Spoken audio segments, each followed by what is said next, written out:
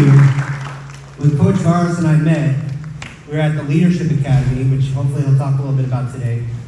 And I said to him, I want you to come and meet a championship team, right? I said, you got to meet the best 450 players in public service that are my champions and our team. And he said, I will be there. And I'm going to tell you, he made a promise to be here. And he just drove back in from Palm Springs to keep his promise. They were out there for a tournament. And I really appreciate you very much. No problem. So let's give him a round of applause.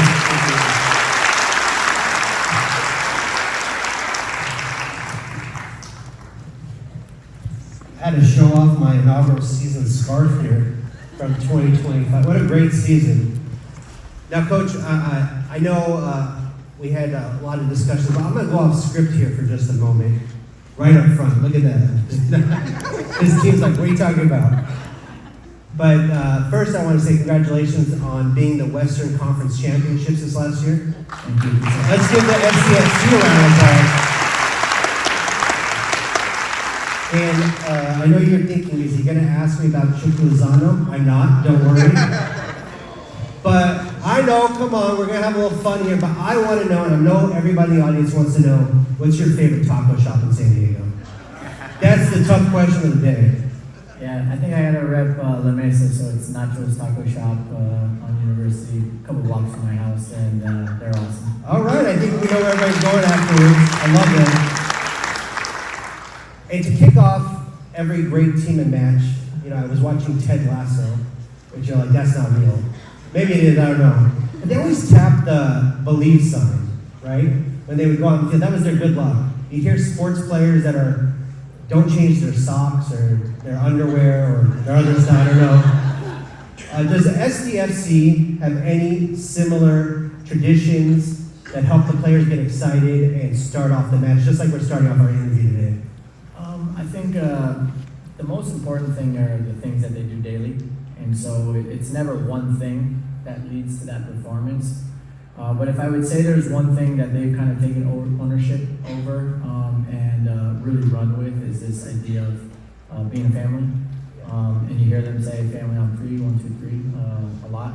And that's theirs, you know. That wasn't anything that I posted on the wall. And I think that's kind of where the magic happens when they take ownership. I love that. I love that. And we are a family here too. So we appreciate that very much, very much. Okay, so your head coach, inaugural season of an expansion team, you're building a culture. When non-negotiable values or behaviors, what are the things that you look for? What's the mission that you develop with your team that got you to this idea that this is going to be our long-term success? Yeah, the first thing is having clarity of who we want to be. I think as a leader and as an organization, we have to decide who is it we want to be and how we want to go on this adventure together. One of the first questions that I always ask myself is, as a leader, is how do I want the people around me to experience this journey? That's players, that's staff, and that's myself, that's my family, that's their families. I think it's a really important question, and if you ask that question first, I think more often than not, you're gonna go on the right path in terms of trying to achieve something great, but at the same time making sure that the journey is valuable for everybody, and it's not just an ends to the means where everybody ends up kind of glad it's over, you know, because that's not what we want to develop. We want to develop something that's sustainable long term. So one of the things we told the boys straight from the beginning was, and you've probably heard me say it over and over, is we're here to win. Like, that's number one. But how we win and who we win with matters. So when we laid out the mission for the players, it was to win. And the first win, most important, and to do it together. The second was we have to play our style of play. Non-negotiable commitment to the way we want to play and represent ourselves on and off the field. And then the third one was we need to develop every individual. And I think we're known for developing young players, but that's only like the tip of the iceberg. For us, it's about developing everybody. So developing the 36-year-old, the 19-year-old, but also developing staff members to go on. So are you saying the 36-year-olds are your more senior members of the team? Yes. Yes. Okay. And how is that? You know, a 19-year-old younger member, they just seem more malleable.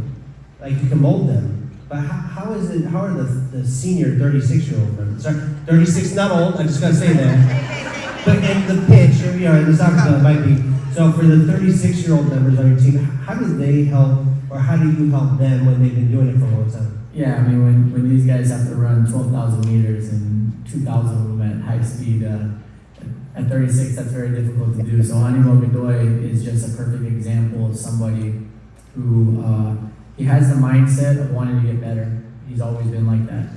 And this is why he's had a long career, but it's also why he's been able to reinvent himself with us, because the Anibal Godoy that everybody sees with San Diego FC is a completely different Anibal Godoy that they've seen in other clubs. And he's mentioned to me that he's just grateful for how much he learned. He was telling me even after the first 6 months how much he had learned playing for us, right? And taking on new concepts. Young players are usually pretty hungry because they're trying to prove themselves. But the most important thing for us is to, in our recruitment process, is to recruit first for character. So we're looking for people who are really hungry, who have something to prove, who want to get better, regardless of their age.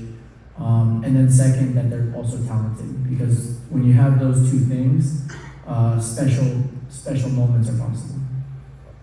Okay. Well, I'm going to tell you, it's about the journey, like you said. And part of the journey for our team today is they got to actually send in some questions. So thanks to Kenneth Arnold, our staff accountant in finance. Let's give Kenneth a round of applause. He's getting a gift card because we selected this question. From your experience as head coach, what are the most important habits of a truly cohesive team? What I talk a lot about, what we talk a lot about is the number one thing is that it all starts with people. That's number one. And that you are excited about being part of something that's bigger than yourself. So when you have a group of people that are united by their convictions and their effort, then anything is possible. It doesn't mean it'll happen every single time. And it doesn't mean that you're always going to be successful, but you always give yourself a better chance. And if you play that game in the long run, you are going to hit special moments. And so I think it's about that united conviction and effort piece.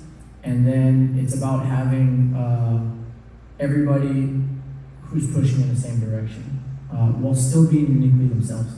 Because there's a really fine line between being all in for the team and the greater good, but then forgetting that you're an individual or that each one of you are individuals. And that can never be taken away, because what makes you unique is what will make us special. And it's just about how we all fit together in our uniqueness, going in the same direction. I think that ultimately makes a difference. Well, okay, speaking about you as a unique individual, just that guy, what's your hype song? What are you rolling out to get yourself pumped up when you're ready to go in? I listen to a variety of things, but I'll say that I've told people that Enter Sandman is on my playlist, and Bad Bunny is on my playlist. A little Benito Bowl over at the...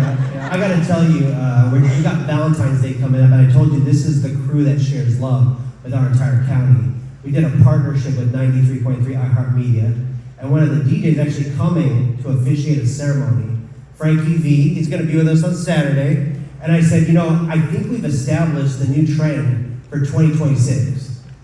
When Benito Bowl happened and they did the wedding on stage, we got our own local star doing the wedding here in San Diego. That's going to be what's going to be the flex for 2026. Who officiated or signed as a witness? So maybe we get you down to the county waterfront. Maybe you got one of those 19-year-olds that found their true love. I'm ready to deputize you on the spot, Coach, and maybe you can help people with a little love later in the year. We'll work on that together. I'm telling you, 2026, it's the year of all-star love. I'm loving it. Okay, we got another great question from Danny Jazwari. Audit Appraiser 2 in audits. Let's give Danny a round of applause. So, Coach, Danny wanted to know, at this level of coaching, what's something that you had to unlearn in order to be more effective? I think that's a really good question, and it's one that made me think quite a bit. And ultimately, what it came back to for me was, you have to constantly unlearn and learn things, and that's kind of what has like become really clear to me. So something that I learned along the way, I don't know if I learned it in this season or not, but at some point it became very clear to me that I'm not good enough to do it by myself. That's clear. If it's going to be done by me, by myself, we're probably going to be somewhere below average to above average on a consistent basis. And what you really need to do is, how do you surround yourself around people who are better than you in specific areas to challenge you to keep growing. And then the other thing that I learned was you have to be much more steady and consistent in the ups and downs. Cannot allow the ups to take you too much into excitement and the downs to take you too far down, because it's just too long of a season.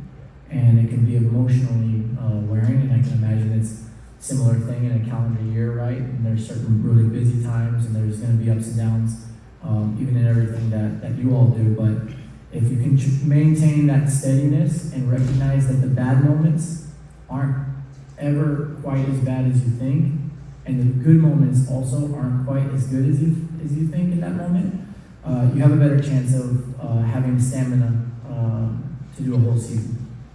Well, you got to be able to adapt, right? Which, for example, we need the timer turned back on the front, because I'm watching your time, Coach, and making sure we're good. But can you take us back to 2025 season and tell us about a low that you hit, something that you think, hey, this is how I pulled myself out of that low, because they're never that low for that long, right? And what's a high that you held that you also came back down from and said that maybe, how do I get there again? Yeah, I think the low is the first 15 minutes against Vancouver, because I think the team was coming playing really, really well, and you have home field advantage, and you feel like you're on a roll, and then you just come up against a team that's also very good, and they come out flying for the first 15 minutes, and we have a bit of a slow start. And ultimately, those 15 minutes kind of defined that game. Although I was really proud of the group and how they kept fighting. They showed fighting spirit all the way till the end, even after a red card, and trying to get that goal back and having that unwavering belief that we can make the comeback. It's still a low, because as a coach, you play through your mind, okay, what did I not give them that didn't set them up for those first 15 minutes. And then I think the high, it was in the rain in Portland, after we had a very good game against Portland to finish the regular season. And then just to see all the guys, because I'm going to be honest, I'm like so locked into the moment usually, I totally forgot that Vancouver was playing, and that we were like, I was just focused on winning the game. But then you start seeing all the guys start to kind of congregate, and they're watching the phones, and you go, okay, oh yeah, that's right.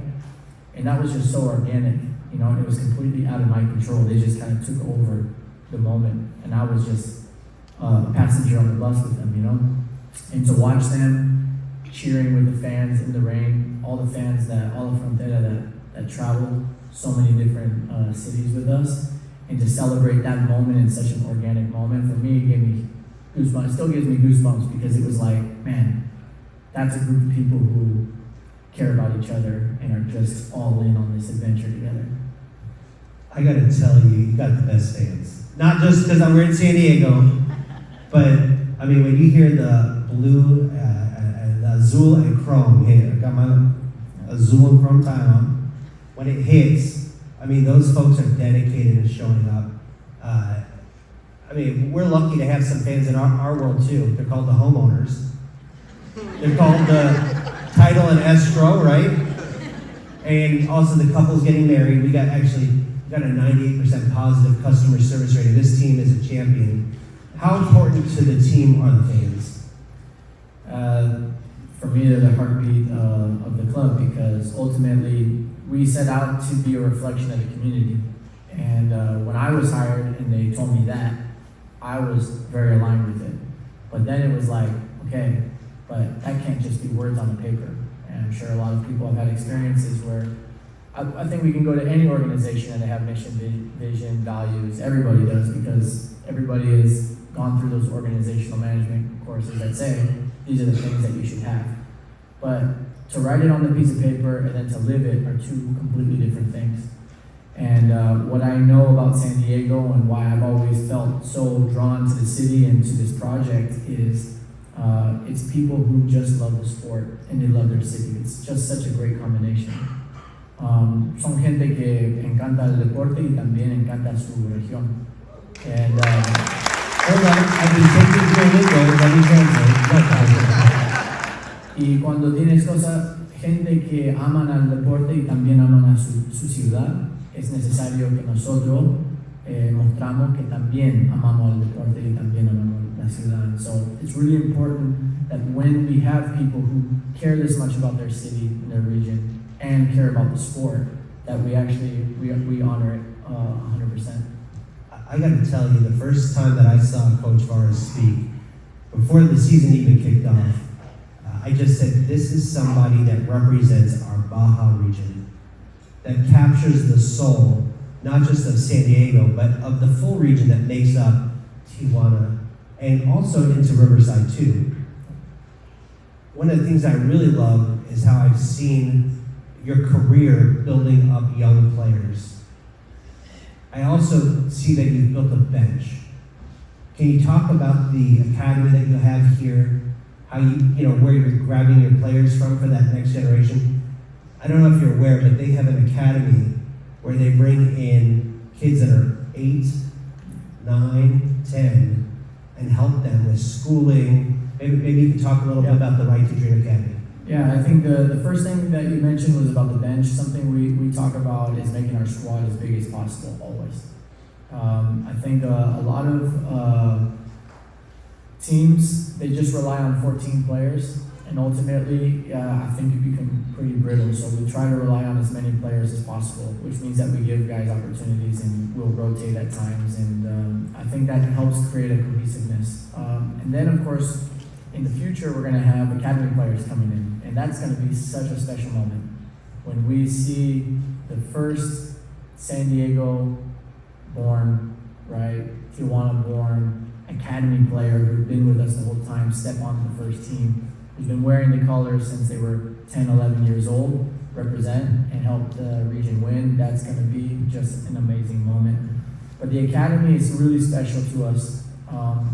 So for me, there's kind of let's call it a diamond of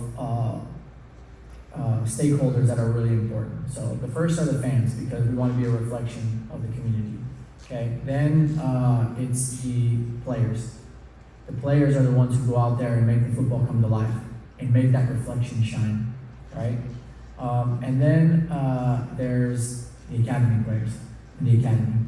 Because the academy is what will ultimately make this very sustainable, where we'll have player after player coming through who born and raised with those values. So it's going to be so natural to them. And then at the anchor of that, then I think it's the staff and the head coach, just to make sure that all of this is moving in the right direction. But what we do with the academy that I think is so special is we develop character, education, and football all equally.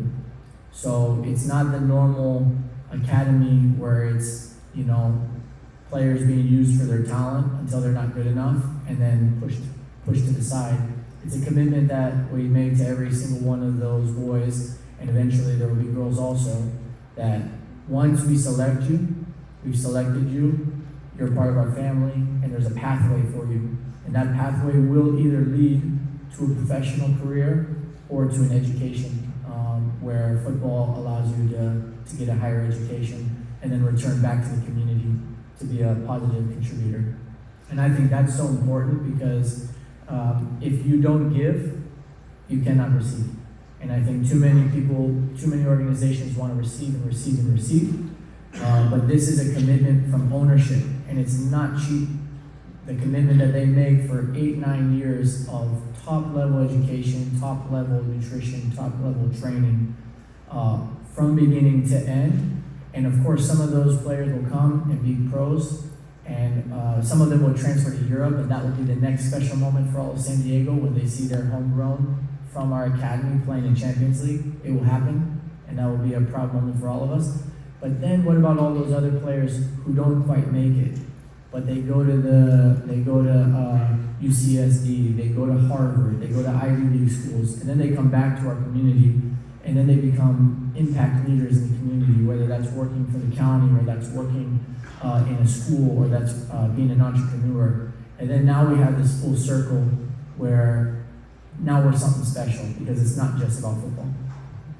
Let's give a round of applause for the white community. You know, Coach, candidly, I actually applied myself. They said at 44 I was a little aged out. Now I understand that 36 is a lot. I understand it now. But I will say one of the things I thought was really cool was seeing each one of the SDFC players matched up with an academy student. How has that impacted putting the younger person? Because we have these work from home and these other opportunities, and sometimes you miss that connection. How important has that been? The younger 8-year-old, 9-year-old, and how did it influence the players, and did it make them better? Yeah, for us, it's kind of an integration process. So if we want the academy players to grow up and have those values ingrained, that style of playing ingrained, it's really important that the first team and the academy aren't separate, but they kind of they flow together throughout the day. Of course, there's certain times where there needs to be a little separation, but there's a lot of times where there's a lot of integration. So we've done things, for example, we have in the cafeteria, we have a players table, right? And very purposefully, we wrote players table, not first team players table, because we would love to see Anibal Godoy having lunch with Chino, for example, who's 11 years old. That would be something that we would find great. Then the other thing we've done is we do a lot of like unit meetings or functional meetings. So like all the defenders, they have meetings with us where we go over the game, review that stuff, and every once in a while we invite the young defenders in. So they sit, they fly on the wall in that. Another thing that we've done is so it's only been one so far, but we're having a second coming. When they come to one of our first morning team meetings, and they each introduce themselves to the first team. Because we want them to know that like all of us are in this together, right? And part of our job is to help mentor them.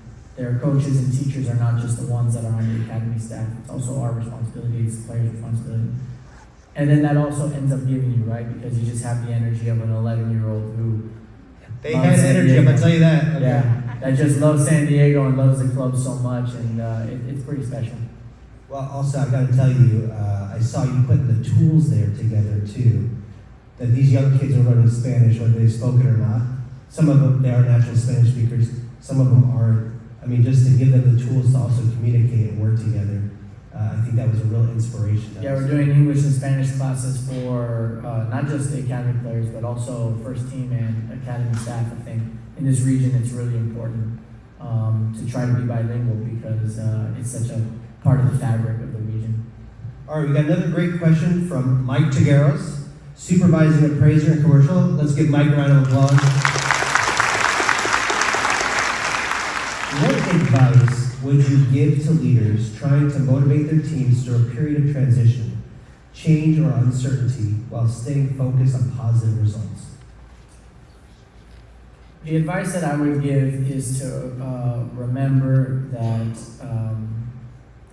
when, let's say, quote-unquote bad play happens, or quote-unquote good play happens, you don't know what is going to come in the future in response to either one of those things. So the most important thing is to stay steady, to stay consistent, to believe in our processes, to have reflection so we can learn, right? But to not get emotional on that roller coaster.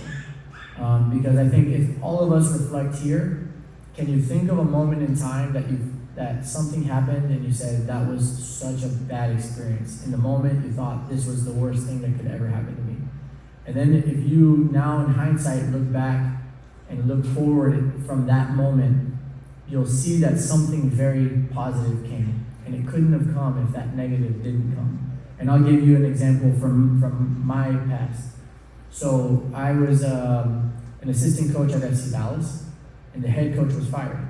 And they decided to let me go also. And this was in September. So before the season was done. Worst moment of your life. You think, wow, I don't have a job, I have to move, I don't even know what I'll do now. But because it was in September and not in November, the under-20s job was still open. And the person... That was the national team. The national team under-20 men's coach job was open. And it just so happened that the guy hiring had been at FC Dallas a few weeks earlier doing an evaluation of the club, and he reached out and said, will you do this? So then I do that. So then it's like, now you're coaching a World Cup. Then all of a sudden you're coaching with the national team. And then you think, wow, this is pretty amazing. Okay? Then the national team head coach, he gets let go. Then you think, this is really terrible. I have no idea what I'm going to do if the next coach is going to want me. But then San Diego calls, and because of that timing, I have the opportunity to come here. And now this has been the best. So try not to get super focused on, is this bad or is this good? Try to take the learnings from both, and then just stay consistent in terms of the effort and the processes that we put into things. You know, I got to tell you, we got a book that we're reading today called Who Moved My Cheese? And Coach Varas, he's got a master's degree in organizational leadership. And he literally just almost highlighted the book that we're going to enjoy later today. We got another great question from Jocelyn Hernandez de la Torre, Assessment Clerk in Assessment Services. Let's give Jocelyn a round of applause. All right, Coach. When building a high-performing team, how do you define and reward success for the unsung heroes, whose contributions don't always show up in the highlights or stats, but are essential to the team's success? Yeah, one thing that, well, first off, I think you have to be intentional about it. And again, you have to really, really see everybody for the contributions that they have. And that's not so easy, because when high stress moments come, we can tend to become transactional on purpose, on accident, because we're just trying to get to the next challenge. But it's really important to slow down and say, okay, what has happened here? And who was involved? So something we do at the first team level is, not sure if you've heard, but we don't work with goals. So we don't set goals for the season. But we work with what we call milestones. And milestones are basically milestones that can be achieved each game. Because we know the more milestones we achieve in a game, the better chances are of winning that game. And so we'll see, but also it'll tell you a different story, right? Because we've lost games and we've achieved a lot of milestones. And we've said, hey, this was an all right game. I know it hurts that we lost. We've also won games where we've achieved very few milestones. Hey guys, I know we're happy we won, but we need to improve in these areas. And something that we do really intentionally is we make sure that we don't, so when we give out the milestones, the players put them on the wall because we want them to have ownership. We make sure that we don't just give them to the higher profile players, the starting players. So a lot of times we'll give a milestone to a guy who didn't even suit up because he just worked his butt off in training so hard all week, knowing that he probably wasn't going to suit up. But he contributed to the win the same way that Anders did by shooting the goal inside the goal. And it's something we were just talking about. We talk about when match day -1, which is the day before a game, we always do a tactical portion. And it's the only 10 minutes where we ask our players to be the other team. The only 10 minutes the whole week. Because we don't think it's fair for them to have to be the scout team for a whole week.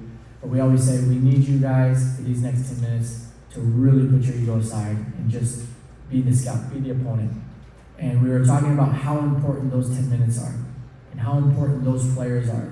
So this next training, when we go through the milestones, we're going to give it only to players who were in that group, because we just know how important it is. And if we don't reward it outwardly, ultimately they're not going to feel the value. So it's really important that outwardly in front of everybody we say, thank you.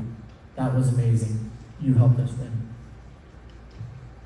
Coach, we talked about the people that show up and recognizing those folks. How do you build out the person that maybe lost their confidence or doesn't have that confidence, what's something that you do that our team, we're moving away from the word managers, we're going to coaches, we love it, that our coaches can do to help our team and somebody that needs that confidence? Yeah, I think first, always remember that that's a person in front of you. That's a human being. That's a brother. That's a sister. That's a mother. That's a father. It's a husband. It's a wife. And it's a partner. So that's number one.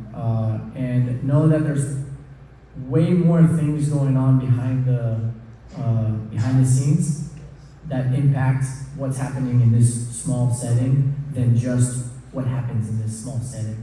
So I think it's really important that we build connections with the players, and I think we do a really good job. And it's not just the head coach responsibility, it's the entire staff's. So the players feel trust and care. That is already a win right there. Then the next thing is we always try to manage the balance between, okay, how much challenge versus how much support does this person need right now in this exact moment? And we are a feedback culture, so we give feedback directly and without emotion, and we give it right away. But because we built trust with the players, they're very receptive to it. But I'll give an example. We had David Vasquez, who's a young player, and he got to start the first 3 preseason matches, kind of with what could look like the starting lineup. He was having a little bit of a rocky moment in those 3 preseason matches, and he was getting a lot of feedback about it. And then one day we talked to the staff, and we all felt, is David okay? You know, we could sense him a little bit down. So we realized, okay, he does not need challenge right now. And so multiple of us at a certain point just found a moment, just put our arm around him, say, hey, how's everything going? How you feeling? He was down. And then just to remind him, it's going to be okay. You know, it's going to be okay because we're in this together. I'm giving you feedback, but know that we're in this together. And you're still doing a lot of other things really good. For example, you're getting in the box, and you almost scored against Cholos in the last game, even though I know that you didn't feel it was a good game, and we didn't feel it was a good game. And then what happened against Pumas is he scored a goal, and he got an assist. He went from having the lowest confidence at the preseason moment to all of a sudden the highest confidence. So it's just so important to gauge where they're at and know what does this person need to make the jump. And sometimes feedback is not the thing they need. Sometimes they just need to know it's going to be okay. I love that. Come on, we can get that around the crowd.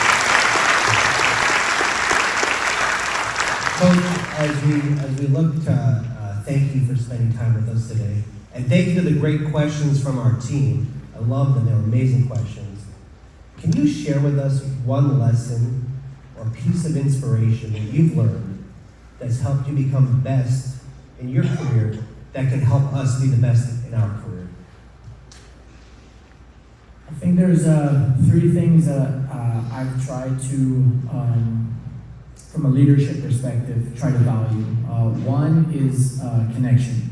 So connection within, really try to understand who am I.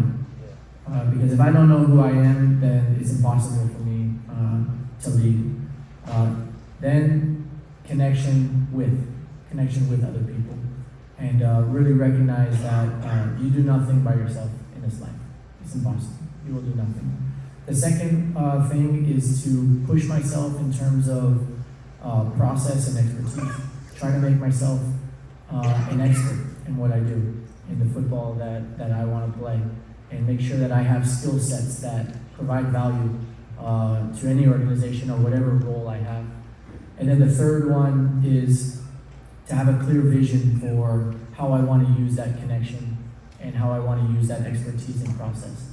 And that's kind of the defining who we want to be and how we want to go after this adventure.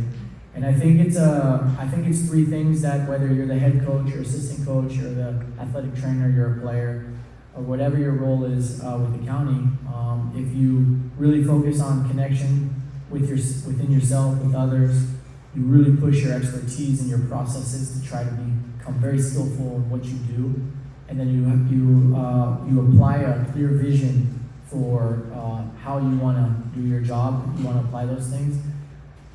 Whether you do a great job in a certain day or month or an average job, I think it'll be a worthwhile adventure. And I think in the long run, you'll end up in a place where you can feel really proud about what you've done with your day. Let's give Coach Varas a round of applause. I gotta tell you,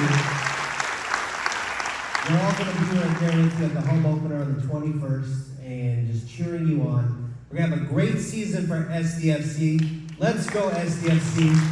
Now, Coach, I'm gonna tell you just as we wrap up here, I brought something for you just as a small thank you for on behalf of Team ARCC and for you helping us become champions. We got a certificate of recognition for our keynote speaker, Coach Varas. Now, everybody here knows he gets 25% off his property taxes if the treasurer tax collector will cash it, okay? We have a new guy, I can't tell you what he's gonna do. So this is for you. And then second, now I don't know if you're a tequila fan, but I found a tequila bottle shaped like a soccer ball. And it's signed from the executive team here and recognizing the 2026 All-Team Keynote Speaker. And it says, go SDFC. Let's go SDFC. Let's go Coach Varas.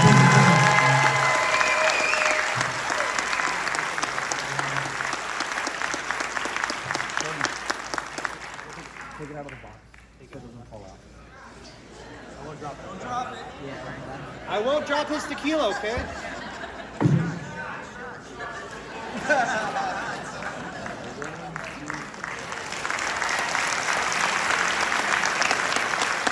go!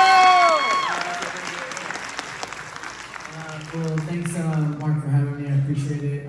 Really inspiring to see that y'all are doing these kind of things, but most importantly, thank you for all the support. And in the good moments, in the bad moments, it does not go unnoticed from any of us, any of the players, or myself. Gracias por todo el apoyo, en las buenas y en las malas.